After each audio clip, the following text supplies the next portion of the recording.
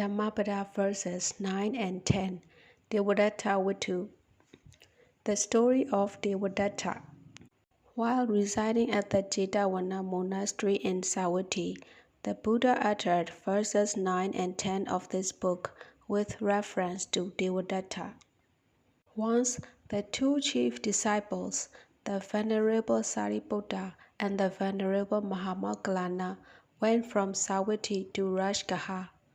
There, the people of Rajagaha invited them with their 1,000 followers to a morning meal.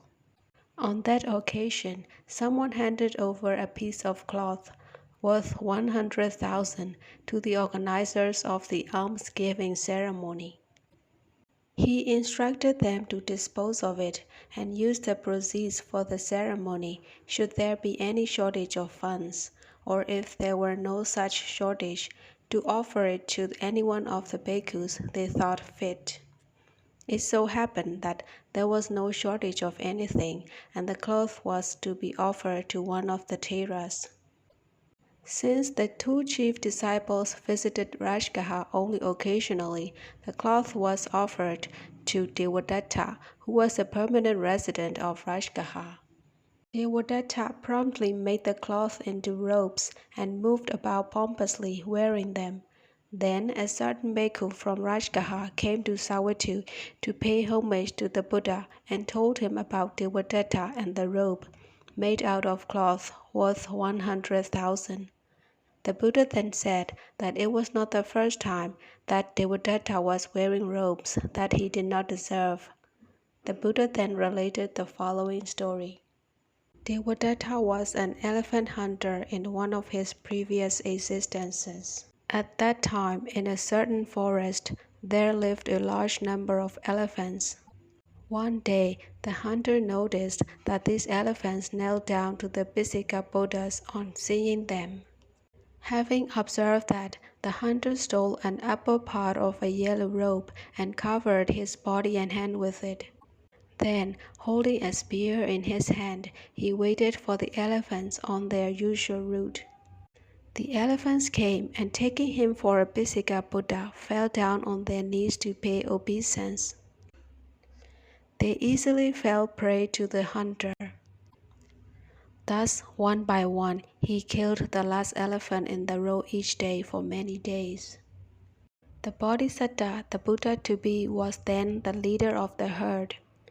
Noticing the dwindling number of his followers, he decided to investigate and followed his herd at the end of the line. He was alert and was therefore able to evade the spear. He caught hold of the hunter in his trunk and was about to dash him against the ground when he saw the yellow robe. Seeing the yellow robe, he desisted and spared the life of the hunter. The hunter was rebuked for trying to kill under cover of the yellow robe and for committing such an act of depravity. The hunter clearly did not deserve to put on the yellow robe. Then the Buddha spoke in verse as follows. Verse 9.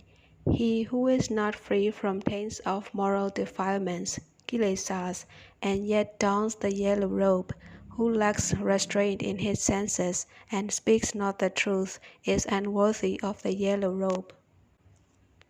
Verse 10. He who has discarded all moral defilements, kilesas, who is established in moral precepts, is endowed with restraint and speaks the truth, is indeed worthy of the yellow robe. At the end of the discourse, many bhikkhus were established in Sotapaddi fruition. Pisika Buddha is one who, like the Buddha, is self-enlightened in the Four Noble Truths and has uprooted all the moral defilements, kilesas. However, he cannot teach others. Pisika Buddhas appear during the absence of the Buddha Sasana teaching.